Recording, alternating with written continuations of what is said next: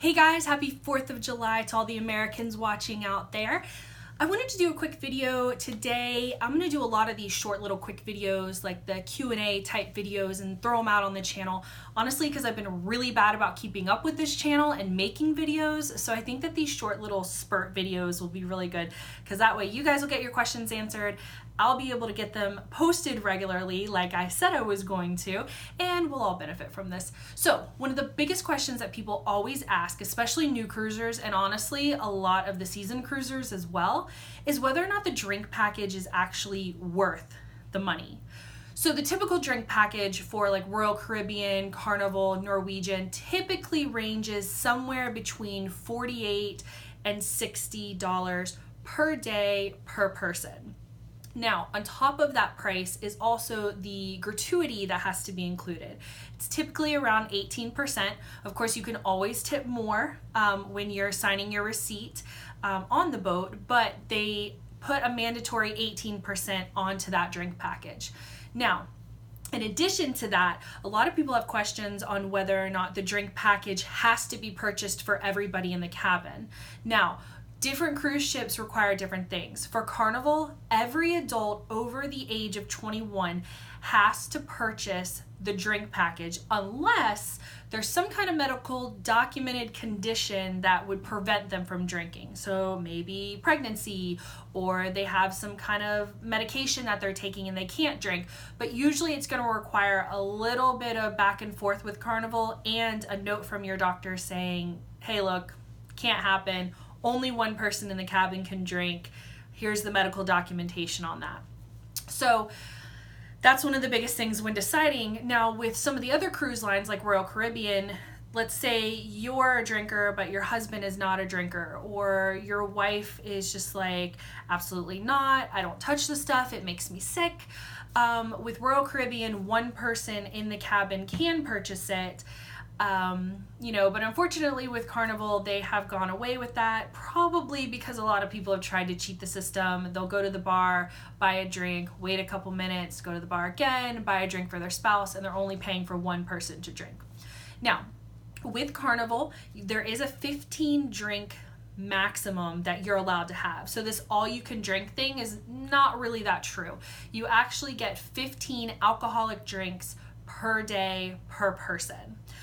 Honestly, I can't get to 15. I know that there are people out there that can, but for us, 15 is way more than enough. And honestly, if I'm getting anywhere close to 15, I'm probably going overboard. So I'm cool with their limit. Some people are not. How you work around that is up to you. But so the next question kind of is, well, what's included technically? So with the all you can drink, what is included most of the time is your premium liquors, which is where you save a lot of money. So your premium liquors, your regular, what do they call it? Like your bottom shelf or top shelf. I don't see, that's how much I drink. I don't even know these things. But basically your house liquors are included.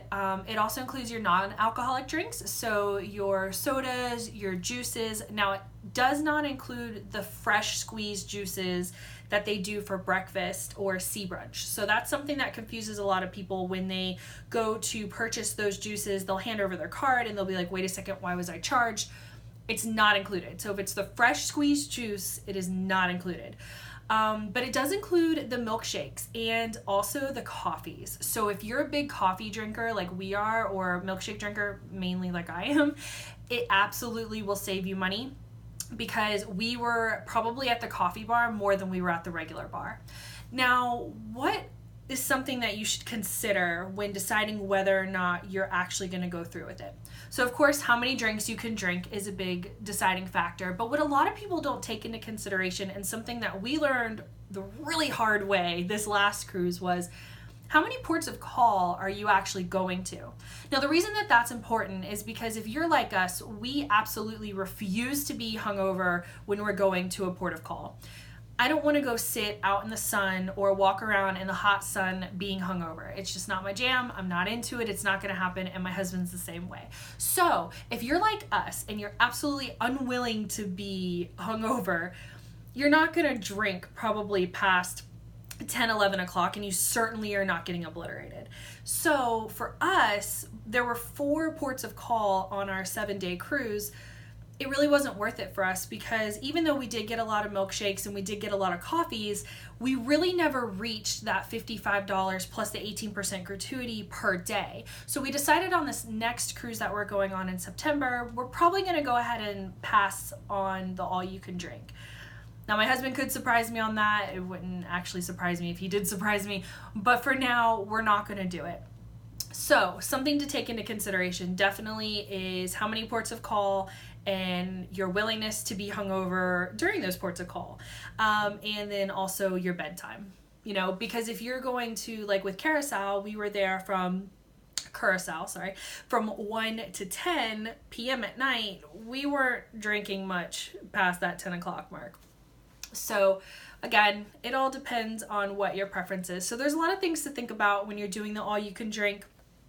If you have any questions on this, definitely leave me a comment in the section below and I'll get them answered for you the best I can. I'm also going to link a really cool calculator that somebody put together for the all you can drink package. It'll be down in the description. Basically what you can do is you can go in and you can kind of guesstimate how many drinks that you think you would drink, and it'll calculate it for you on whether or not the drink package is actually worth it for you. So, all right guys, well thank you so much for watching this quick video. If you like this video, please give it a thumbs up. If you have not already, I would love for you to subscribe. I try to put out videos at least 3 times a week. I'm going to get better, I promise, but they are going to be more of these Q&A and then also just our fun adventures. We go on cruises usually about 4 times a year, so we like to put up videos kind of showing and documenting the ships that we've been on. So definitely subscribe because I would love for you guys to watch those videos. If you have any other questions, definitely in the comments below, leave it there. I'll get it answered for you. But if not, happy 4th of July, and I hope you guys have an awesome day.